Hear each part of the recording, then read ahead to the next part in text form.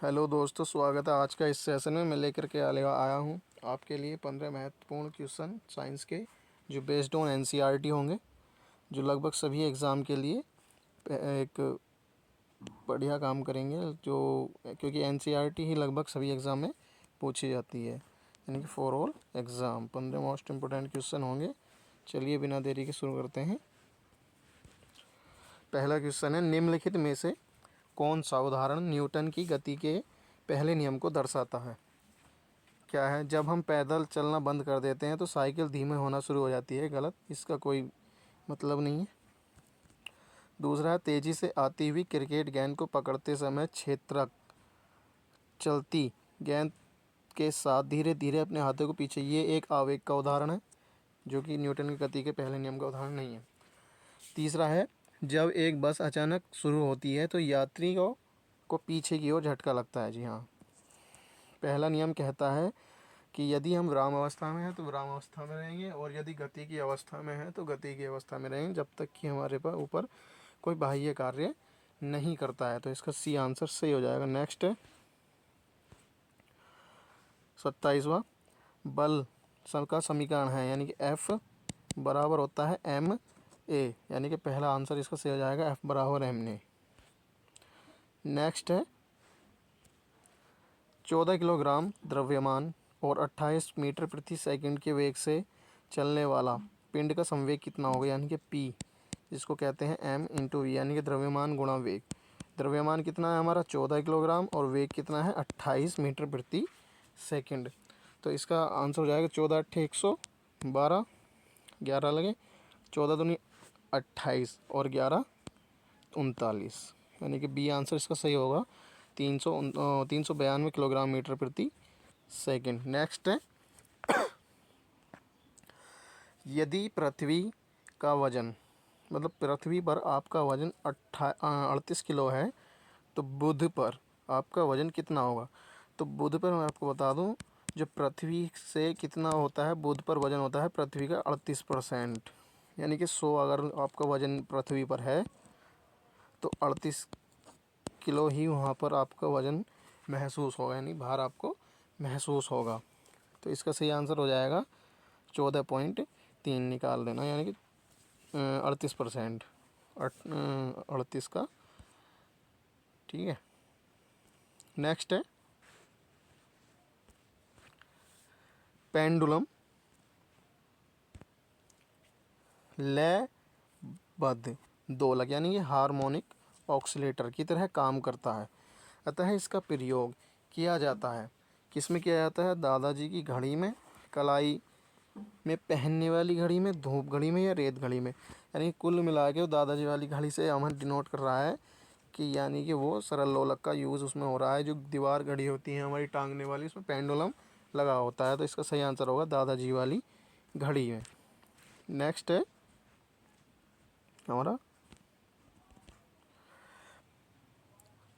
वेग में लगने वाले परिवर्तन, यानी कि त्वरण। जी हाँ, त्वरण क्या होता है? जब यदि किसी पिंड के वेग में परिवर्तन की दर को क्या कहते हैं? त्वरण कहते हैं। यह क्या है? एक त्वरण एक कैसी राशि है? अदिश राशि है। तो इसका मात्रक कितना होता है? मीटर प्रति सेकंड स्क्वायर होता है। तो नेक्स्ट क्वेश्चन हो जाएगा हमारा। ठीक है, 32वां क्वेश्चन है, यदि कोई वस्तु समान समय अंतराल में असमान दूरी तय करती है तो क्या कहा जाता है? इसको काट देंगे, यानी कि यदि कोई वस्तु यहाँ से समान समय अंतराल में असमान दूरी तय करती है तो इसको कहते हैं असमान गति। इसका आंसर सही होगा। नेक्स्ट है, एक वस्तु स्थिर स्थिति से आरंभ होकर 4 मीटर प्रति वर्ग सेकंड निरंतर त्वरण से स्थानांतरित होती है, तो 8 सेकंड बाद इसकी गति कितनी होगी? हमारे पास क्या क्या है?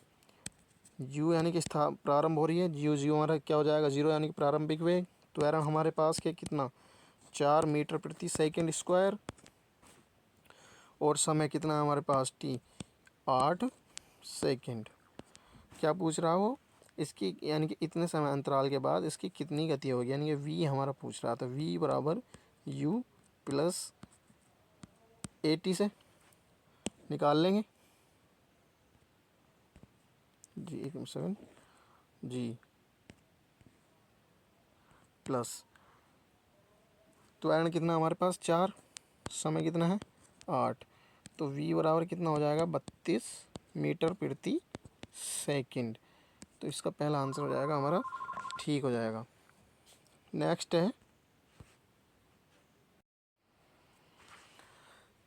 क्वेश्चन है हमारा, सोनार एक उपकरण है जो वस्तुओं की दूरी तथा दिशा की गति को मापने के लिए अल्ट्रासोनिक तरंगों का उपयोग करता है। तो वह है हमारे ज़मीन पर नहीं, हवा में नहीं, अंतरिक्ष में नहीं, यह है पानी के नीचे जो भी हमारा पदार्थ हैं या समुद्र के नीचे हमारी पनडुब्बी वगैरह चलती हैं, उसका उपयोग किया जाता है सोनार का, उनका स्थिति का पता लगाने में। ध्वनि तरंग की विशेषता नहीं है, जो ध्वनि तरंग की विशेषता नहीं है वो है हमारा हर्ट्ज, यानी कि आवृत्ति का क्या होता है, वो मात्रक होता है। यानी कि ध्वनि तरंग में क्या क्या होता है, हमारा आयाम होता है, ध्वनि तरंग में वेग भी होता है, आवृत्ति भी होती है, और क्या होती है, तरंग दैर्घ्य भी होती है। यानी कि तरंग दैर्घ्य, ये क्या होती हैं, हमारी विशेषताएं होती हैं ध्वनि तरंग की, तरंग दैर्घ्य। नेक्स्ट है, किसी ध्वनि तरंग की आवृत्ति आवर्तकाल के बीच का क्या संबंध होता है। यानी कि आवृत्ति को अगर हम एन से डिनोट करें तो वो उसकी क्या होती है, विपरीत होती है, यानी कि एकदम उल्टी होती है। तो 36 का आंसर हो जाएगा हमारा सी, यानी कि n बराबर 1/t। नेक्स्ट है, बिल्कुल मंद श्रव्य ध्वनि स्तर क्या है। यानी कि जो बहुत ही मंद ध्वनि स्तर होता है वो क्या कहलाता है, यानी कि इसको हम डेसिबल में मापते हैं, यानी कि 0। नेक्स्ट है, और जो मानव के सुनने योग्य होती है वो होती है 60 डेसिबल, जो बहुत ही मतलब आरामदायक होती है, वो मानव के सुनने लायक होती है 60 डेसिबल। तो नेक्स्ट क्वेश्चन है हमारा, सभी एसिड के लिए आम तत्व क्या है। तो जो सभी एसिड्स हैं उनमें क्या पाया जाता है, तो सभी एसिड्स में क्या पाया जाता है, हाइड्रोजन पाया जाता है। ठीक है। नेक्स्ट है, निम्नलिखित में से विषम को चुनिए। तो इसमें से विषम कौन सा है, NaOH COH का होल ट्वाइस, या NH4OH, या ZnOH का होल ट्वाइस। तो मैं आपको बता दूं, ये जो तीन हैं इनकी जो प्रकृति है ऊपर वालों की, ये तो हैं हमारे क्षारीय प्रकृति के, और ZnOH का जो होल ट्वाइस है ये हमारा उभयधर्मी है। कैसा है ये, उभयधर्मी।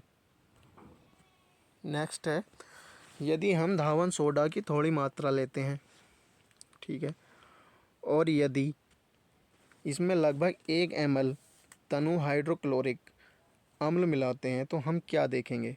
यानी कि जब हम अम्ल और कार्बोनेट यानी कि लवण की हम अभिक्रिया करवाते हैं तो क्या मिलता है, तो हमें कार्बन डाइऑक्साइड मिलती है, वो भी गैस तेज़ी के साथ निकलती हुई बुदबुदाहट के साथ। यानी कि इसका सी आंसर सही होगा।